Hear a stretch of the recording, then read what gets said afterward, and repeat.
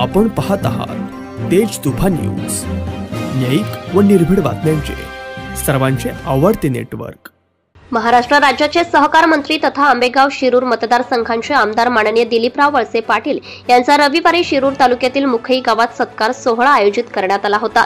यावेळी भाजपच्या जयश्रीताई पलांडे, सरपंचताई, माजी आमदार पोपटराव गावडे, लाडकी बहीण लाभार्थी महिला इत्यादींचा व दिलीप वळसे पाटलांचा सत्कार करण्यात आला। विविध मागण्यांसंदर्भात नागरिकांनी साहेबांना निवेदन दिले, तसेच गावात अनेक कामांसाठी निधी दिल्याबद्दल साहेबांचे आभार सुद्धा मानण्यात आले। सत्कार घेतल्यानंतर वळसे पाटलांनी लोकांना संबोधित करताना बोलले की मी तुमच्या गावात विधानसभा निवडणुकीत सगळ्यांना एकत्रित काम करताना पाहू इच्छितो। मी पडलो होतो, तब्येत बरी नव्हती, त्यामुळे लोकसभा इलेक्शनच्या वेळी तुमच्याशी जास्त संपर्क करू शकलो नाही। चला तर मग पाहूया सदर कार्यक्रमात मान्यवर लोकांनी काय भावना व्यक्त केल्या आहेत। मुख्य संपादक अयूब शेख, मुखई, शिरूर, पुणे।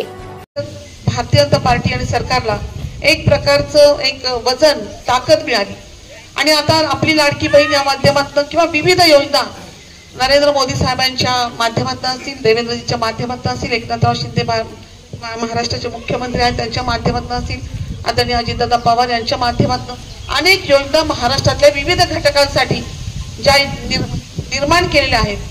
खरं पाहिलं तर त्या योजनांचा फायदा हा समाजातल्या सर्वच घटकांना होतो आणि त्यामुळे सगळेच घटक म्हणजे अगदी आमच्या महिला लाडक्या बहिणींपासून सगळे घटक, सगळे जाती धर्म हे भारतीय जनता पार्टीच्या आणि महायुतीच्या बाजूने आहे असं म्हटलं तर वावगं ठरणार नाही। अनेक नरेटिव्ह हे करण्याचा प्रयत्न लोक करतात, निगेटिव्ह बोलतात, निगेटिव्ह पटवतात, परंतु कुठलाही परिणाम यावर होत नाही, कारण वळसे पाटलांसारखे अनेक मातब्बर नेते या महाराष्ट्राच्या सरकारमध्ये बसलेले आहेत। निर्णय घ्यायची क्षमता त्यांच्याकडे आहे, अतिशय आव्हानात्मक निर्णय ते घेतात आणि ते निर्णय अंमलबजावणी त्याची करतात। ही खरं पाहिलं तर आपल्या समोर एक उदाहरण आहे की आपल्या लाडक्या बहिणीची जी योजना 1 महिन्यापूर्वी जाहीर केली आणि जवळजवळ 1 महिन्यामध्ये जर लाखो महिलांना आपल्या म्हणजे जवळजवळ 1 कोटी महिलांना त्याचा 1.5 कोटी महिलांना त्याचा फायदा महाराष्ट्रभर झाला, ही खरं तर एक गौरवाची आणि कौतुकाची गोष्ट आहे। मी खरं तर त्या दिवशी मंत्रालयात बसले होते, साहेबांनी आम्ही जवळजवळ 1 तासभर गप्पा मारत होतो आणि त्यावेळेला माझ्या डोळ्यात पाणी तरळलं। त्या साहेबांनी मला विचारलं की काय झालं, तुमच्या डोळ्यात पाणी तरळतं, डोळ्याला काही त्रास आहे का, चष्मा लागलाय का? मी म्हटलं सर चष्मा लागला नाहीये, तुमच्याकडे पाहताना माझ्या मनामध्ये अनेक विचार तरळत आहेत, त्यामुळे काय तुम्हाला वाटतंय? मी म्हटलं महाराष्ट्राच्या राजकारणामध्ये अनेक नामवंत विचारवंत होऊन गेले, खानदानी आणि कर्तव्यदक्ष कर्तबगार असे नेते महाराष्ट्राला लाभले।